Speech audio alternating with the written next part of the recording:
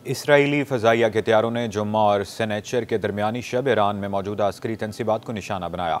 Iran पर किए गए हमलों का दौरानिया लगभग 4 घंटों पर मुहित था। इसराइल का कहना था कि इसकी दिफाई अफवाज ने इंटेलिजेंस की बुनियाद पर ईरान पर फ़ज़ाई हमले किए और इसके हथियारों ने मिज़ाइल बनाने वाले ईरानी तनसीबात को निशाना बनाया। इसराइली फ़ौज ने मज़ीद कहा कि जिन मिज़ाइल तनसीबात को निशाना बनाया गया वहाँ वो मिज़ाइल बनाए जाते थे जो ईरान ने हालिया महीनों में इसराइल पर दागे थे।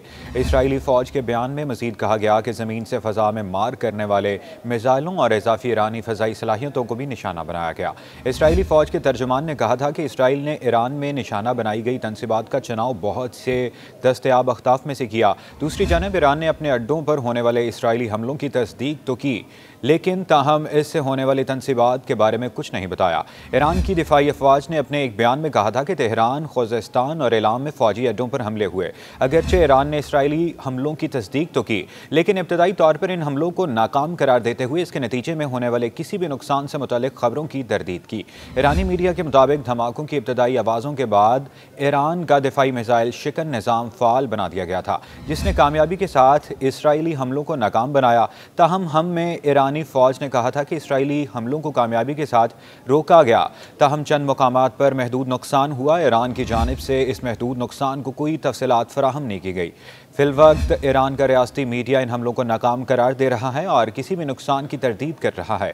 इसराइली हमलों के बाद अब ईरानी रद्द-ए-अमल ये जाहिर करता है कि ईरान अब ये मामला ख़त्म करना चाहता है। ताहम अगर आगे चल कर ईरान में हलाकतों और अस्करी तनसीबात को पहुँचने वाले नुकसानात के सबूत सामने आ जाते हैं तो ईरान की ये स्ट्रेटजी मुतासर हो सकती है। खलीज फारिस के ममालिक और उर्दन माजी में ये ऐलान कर चुके हैं कि वो अपनी फ़ज़ाई हदूद ईरान के खिलाफ इस्तेमाल नहीं होने देंगे।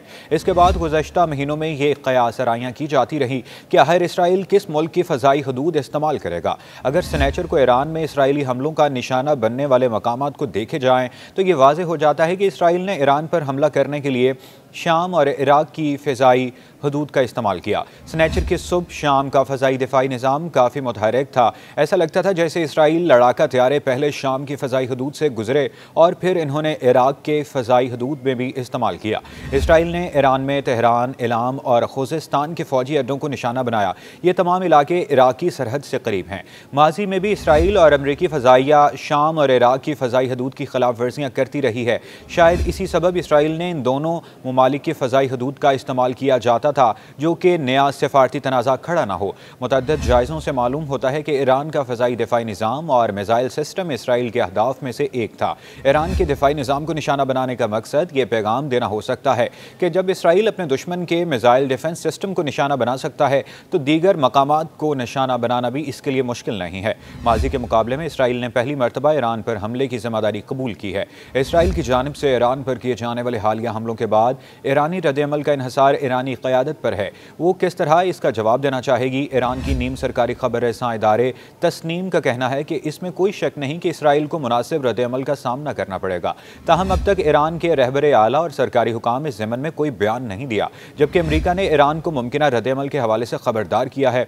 मशरिक़ वस्ता के मामलात पर गहरी नज़र रखने वाले तज्ज़ियाकारों का कहना है कि खित्ते में हर कोई जानता था कि इसराइल का जवाब आने वाला है, लेकिन कम अज़ कम कुछ ममालिक को ये तवक्को थी कि इसराइल अमरीकी सदारती इंतखाबात के बाद तक इंतज़ार करेगा। अमरीका के खलीजी अरब इत्तेहादियों के पास घबराने की अब बहुत सी वजूहात हैं, ख़ास तौर पर जब वो इस इंतज़ार में हैं कि ईरान किस तरह इसराइल को जवाब देता है। दूसरी जानिब अमरीका ने यह पैगाम दिया है कि वो ईरान पर होने वाले इस हमले में मुलव्वस नहीं था, लेकिन अपना थाद एयर डिफेंस सिस्टम को चलाने के लिए इसराइल में तकरीबन 100 फ़ौजी एहलकारों को तैनात करने के बाद अमरीका अब किसी भी मुमकिना ईरानी जवाबी कार्रवाई के खिलाफ इसराइल के दिफा में मदद करने में शामिल हो सकता है। इसके अलावा खलीजी अरब हुकूमतें जो इस तनाज़े से दूर रहने की ख्वाहां हैं, लेकिन इन्होंने हाल ही में ईरान से कहा कि वो अपने ममालिक को ईरान पर इसराइली हमलों में इस्तेमाल नहीं होने देंगी।